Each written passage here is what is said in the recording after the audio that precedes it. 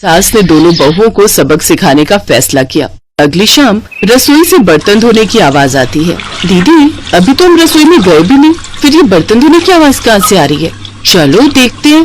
दोनों अंदर जाकर देखती हैं तो अनुज बर्तन मांज रहा होता है, रोहन धो रहा होता है और बूढ़ी सास पार्वती खाना बनाने लगती है। ये देख उन दोनों को बड़ी शर्मिंदगी होती है। ये आप सब क्या कर रहे हैं?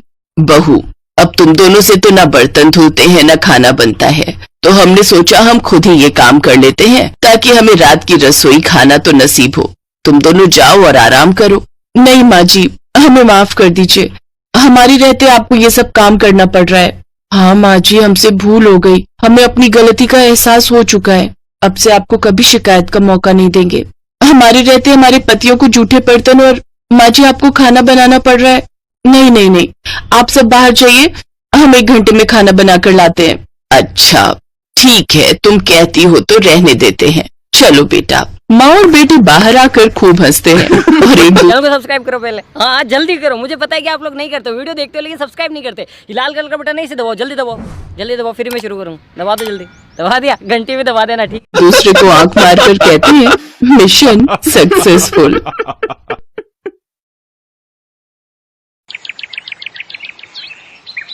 एक रोज शाम के वक्त हिना अपनी माँ के साथ बैठी हुई होती है। तभी वो अपने फोन में अपनी माँ को एक लड़की की फोटो दिखाते हुए कहती है, माँ ये देखो, ये लड़की कितनी मॉडर्न एंड टॉल है, ये मेरे भैया के साथ एकदम फिट बैठेगी। तभी उस घर की बड़ी बहू मानसी वहां आती है। चलिए माँ जी, हिना दीदी खाना लग गया है। बहू यहाँ तो आ, ये देख हम तेरे देवर के लिए रिश्ता.com की साइट पे लड़की ढूंढ रहे हैं, जो कि सुंदर होने के साथ साथ अमीर भी है।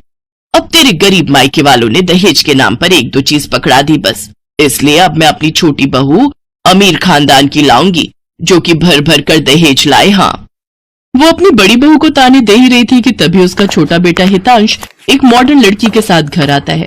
उन दोनों के गले में वरमाला डली हुई थी। हितांश बेटा, ये लड़की कौन है? माँ ये जूली है और हम दोनों ने शादी कर ली है। क्या तुम दोनों ने शादी कर ली? मैं नहीं मानती इस शादी को। हाँ तो किसे फर्क पड़ता है आपके मानने या ना मानने से? वैसे भी वो कहावत तो आपने सुनी ही होगी कि जब मियाँ बीवी राजी तो क्या करेगा काजी। मैं जानती हूँ, जरूर इस डायन ने ही तुझे भड़काया होगा। मैं इस डायन को हरगिज अपनी बहू नहीं मानूंगी।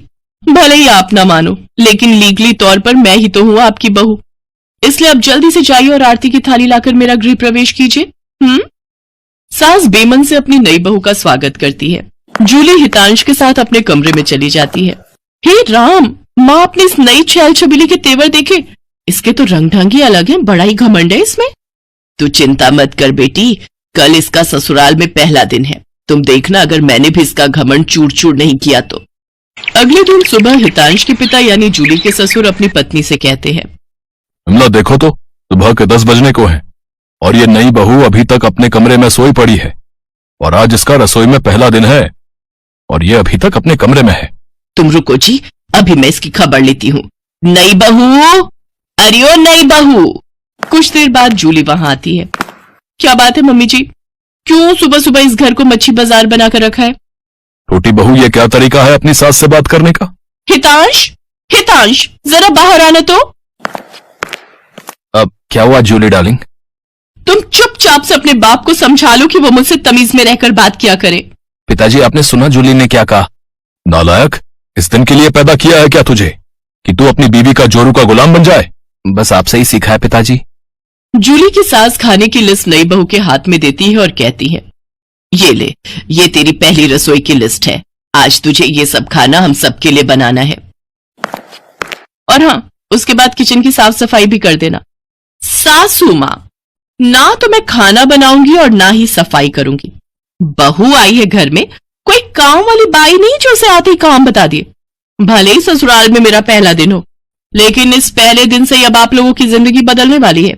तो मेरी प्यारी ननद जी, पहले तो आप इस घर की साफ सफाई करोगी और सासू माँ आप बनाएंगी खाना, और वो भी मेरी पसंद का। मैं ये सब नहीं करूंगी, समझी? देवरानी जी, ये सब क्या कह रही हैं आप? हम इस घर की बहू हैं और ससुराल वालों का ख्याल रखना हमारा फर्ज है। जेठानी जी, इन जैसे फर्जी लोगों के लिए काहे का फर्ज? इनके साथ तो यही होना चाहिए। बड़ी जुबान चलती है तेरी, मैं तो तुझे छत से धक्का ही दे दूंगी, फिर तू भूतनी बनकर भटकती रहना। और ये हो गई आपकी कही बातों की सारी रिकॉर्डिंग। अब अगर सासू माँ आप